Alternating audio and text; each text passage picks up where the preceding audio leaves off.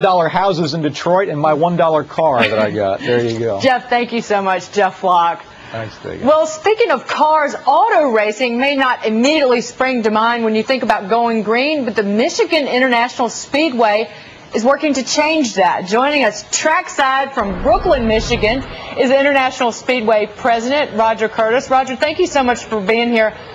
What exactly are you doing? Thank you. What exactly are you doing to go green, so to speak? It's got to be more than just recycling. Oh yeah, that's the low-hanging fruit and an easy start, and we have done that. But there's a lot more to what we're doing here. We've got over 200 acres of wetlands that we intend on conserving.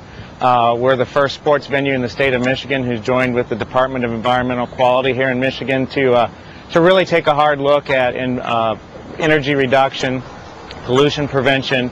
It's a voluntary program, but very serious.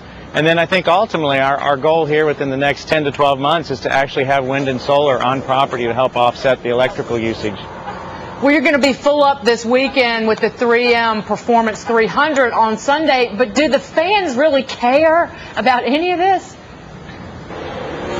Oh, I think they do. I mean, it started last year with the Carfax 250 going carbon neutral. I think that was the first event in the world, to my knowledge, that got rid of its carbon footprint for a motorsports event.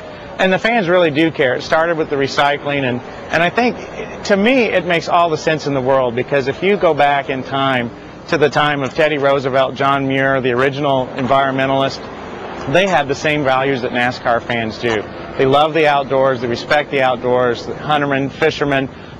These are very important to our fans, and so to me there's a very direct connection. They get the concept of conservation and preservation, and if you have, like NASCAR, 70 million fans, and we don't get 75 million here, but we get our fair share over our 2 race weekends, if we can get those folks engaged and active, that's going to do a lot to help our environment.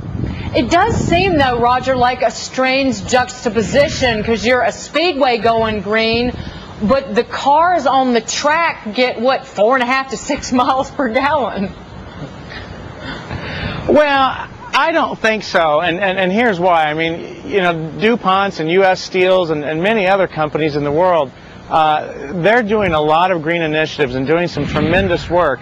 And certainly there are cynics out there that can say, well, they should be doing more, or they're still making plastics or making steel or what have you. But the reality is everyone is trying to do something. And I don't think that the fuel that's used in the cars on the track makes that much of a difference. As long as you're engaging in something, and we are here, and we're trying to activate our fans to get them to understand what to do, to be a leader, to be a catalyst. You don't have to go totally green. If you can get a lot of people doing a little bit, that's going to move the needle a lot. What is the cost to you to go green? Are you saving any money, actually, or is that also part of the ultimate goal, saving money? Oh yeah, I mean let's be realistic here. I mean, we're a business, and we certainly want to improve the bottom line, be it increasing revenues or lowering our expenses. But I also think there's a way to do this and do the right thing. So I think we're trying to show as a leader that we can be pro-business, we can be pro-environment, and we can do it at a motorsports venue, which I do think there's a connection there, and I hope we're going to hopefully do some great things with it. Speaking of, well, it's been a tough environment. What about attendance this weekend at the race? What are you expecting? Oh, we'll have well over 100,000 people here. You know, we'll be a little bit short of a sellout, but we have 130,000 seats. So to still have 100,000 people with the gas prices, the economy, I think it's a true testament to the passion of the NASCAR fan. And fortunately for us, for our fans here at Michigan International Speedway, because we do have a very unique brand. We're NASCAR in a national park, so these green initiatives are a natural extension of that, and to have over 100,000 people here twice a year is pretty amazing. They're great fans. Who are you rooting for? All 43 of them. No, come on. I have to remain you can't give me one or 2 names. And just so you know, I grew up in Virginia, close to some NASCAR drivers. But well, junior wins, it's good sport. But there's a lot of great guys here. Jack Roush does well here with Carl Edwards and his drivers, and Jimmy Johnson's been coming on. Kyle Busch is strong. I think Tony Stewart Day is coming Sunday, though, to tell you the truth.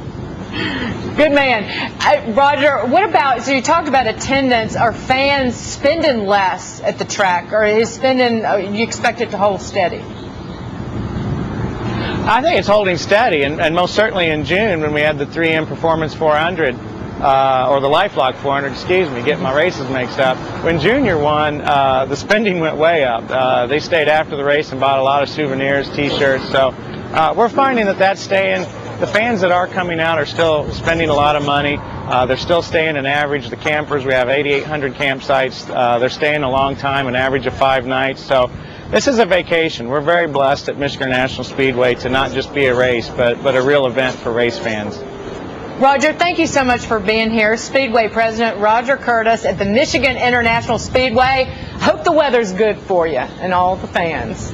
It's going to be great. Okay. Wish I was there. Thank you so much, Roger. With banks shoring up their financial positions and pulling back on making loans, entrepreneurs are having